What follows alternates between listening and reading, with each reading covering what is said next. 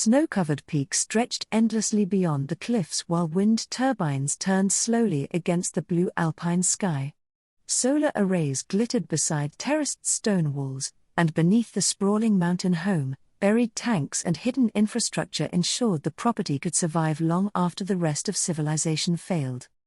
Salandra Rice stood before the massive windows overlooking the world far below, quietly appreciating the brilliant blue sky and the towering white clouds drifting through the valleys beneath her mountain estate, fully aware that in less than 48 hours, all of it would be gone.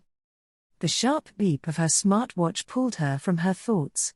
Crossing the room, she seated herself behind the large mahogany desk before opening her laptop and activating the massive screen mounted on the wall ahead of her. Almost immediately, a collage of 10 men and women appeared across the display, several already looking impatient.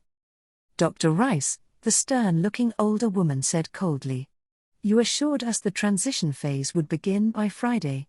Over the last 6 months, all of us have invested enormous resources preparing for the environmental shift. Now, with less than 48 hours remaining, all we've seen is a slight temperature decline."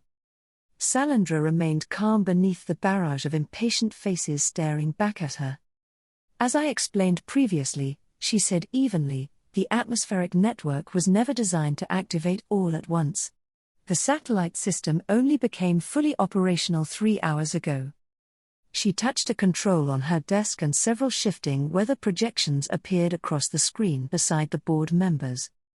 "The environmental systems are coming online region by region while Bennett's technology continuously recalculates atmospheric responses, determining the precise parameters necessary to avoid overwhelming the environment." Her expression remained composed. "It is not a matter of simply flipping a switch." "And why exactly not?" a gray-haired man interrupted sharply. "That is the entire point of this exercise." Several faces on the display remained silent, none looking at all shocked or disturbed by the statement. Salandra's eyes narrowed almost imperceptibly. "Because total environmental destruction defeats the purpose, not just of this operation, but of our entire organization," she replied coldly. "You wanted destabilization sufficient to force dependency and compliance, not immediate societal extinction." Another woman leaned forward, her cold gaze fixed firmly on Salandra. "Dr. Rice, do we need to remind you that you were brought into the Equinox Global Alliance for a reason, not to question our agenda?" A chill ran through Salandra, though she refused to reveal it to these people. "I know exactly why you brought me in, I've done everything you required," she replied stiffly. "Good," the woman replied, a disturbing smile lifting her lips. "Make sure that continues." She sat back in her chair. "What are the current updates regarding the incident at your facility?" Salandra's expression tightened slightly. "The entire building was destroyed," she replied evenly. "And Dr. Richardson?" Security footage confirmed she was inside shortly before the explosion. However, no remains have been recovered. Salandra remained silent for a moment before speaking again. "Why was the total destruction of my research facility necessary?" Several faces on the display shifted slightly. Subtle rumors about Dr. Richardson circulating online were no longer sufficient, the older woman replied coldly. Salandra's eyes narrowed. "You realize that if I hadn't sent the majority of the security and maintenance personnel home early, the casualty count would have been devastating?" "Yes," another man replied calmly. "That was an unfortunate decision on your part." For the first time since the meeting began, genuine confusion crossed Salandra's face. "Unfortunate? You told me this was supposed to be a controlled explosion. Richardson was supposed to survive with evidence connecting her to attempted sabotage." "The plans changed," the man replied coldly. "A larger destructive event connected to Miranda Richardson would have substantially strengthened the public narrative surrounding her instability while also turning public support against groups opposing aggressive climate initiatives." Salandra fought a very rare urge to rub a hand across her face, knowing the futility and the risks of showing any sign of weakness to these people. "I understand," she said quietly, deciding it was in her best interest to change the subject. Very good. Another man spoke up. We have another meeting to attend, so that will be all for now. We expect to see results in 2 days, Dr. Rice. You will, she replied with a composure she wasn't feeling. Almost immediately, the faces on the screen disappeared one by one. Damn it, Salandra muttered beneath her breath, staring at the empty display. Scene 2. Lacy entered the silo from the passage leading from the storage room, no longer bothering to question anything she saw. Then she stepped into what had only yesterday been a grimy, empty concrete shell and stopped cold, the coffee cup in her hand nearly slipping from her fingers. Her mouth opened, but for a moment no words came out. She looked around slowly, eyes wide with shock. The once dirty concrete walls were now covered in fresh drywall and tape, while suspended high above the massive chamber were the 2 levels that had been little more than exposed framework the previous day.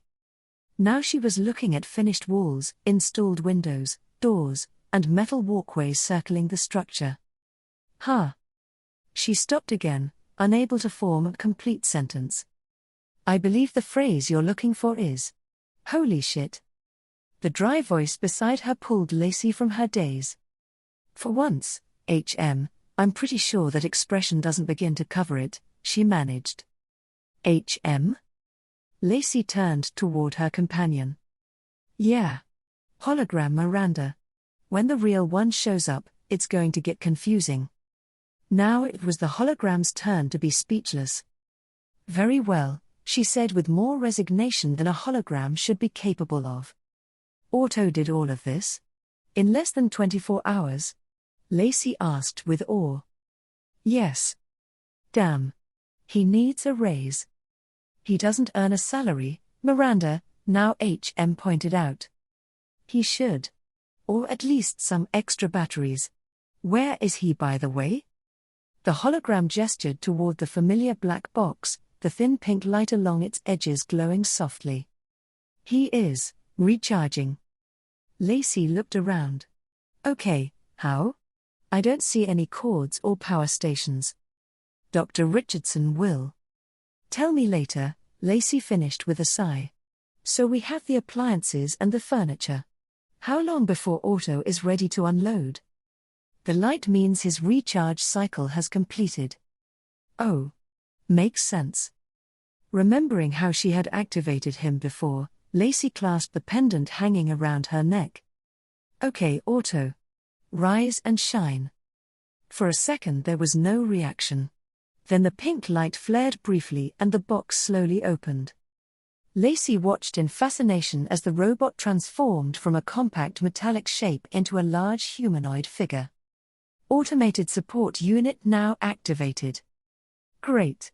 So, the place looks amazing, she said. It is as Dr. Richardson instructed. Lacy snorted. I picked up the furniture, appliances, fixtures, along with the rest of that massive list of Richardson's. I guess you'll need to unload it and put it up there. She gestured toward the now obvious living areas before turning to HM. So is this where you tell me he can morph into a forklift? She asked dryly. That would be an interesting alteration, HM admitted. However, he does not possess that capability. Of course he doesn't. The answer is far less complicated, HM continued. There is a lift at the back leading directly to the living area. Oh, Lacy replied, sounding oddly deflated. Well, Sir Otto, if you're fully rested, you can go do your thing, Lacy said. Please clarify instructions, Otto replied. Oh, God, Lacy gave an exhausted chuckle. You can go unload the truck now. Confirmed. Otto turned and headed toward the passage leading to the storeroom. Lacy ran a hand over her face. I've seen some very weird things over the last 2 days, but this, she gestured around the silo and then toward the hologram, takes the cake.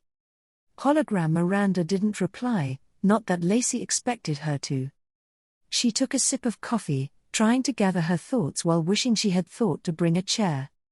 Before she could decide what to do next, Otto reappeared pushing a large cart carrying a full-size refrigerator as if it weighed nothing. "Okay. Where can I get my own Otto?" Lacy asked dryly, watching him activate the lift she hadn't even noticed before. "He is the only one." "Yeah, I figured. Well, I might as well help. Are you coming?" "I believe you know the answer to that," hologram Miranda replied. Sighing heavily, Lacy started toward the passage when a loud clang rang through the silo.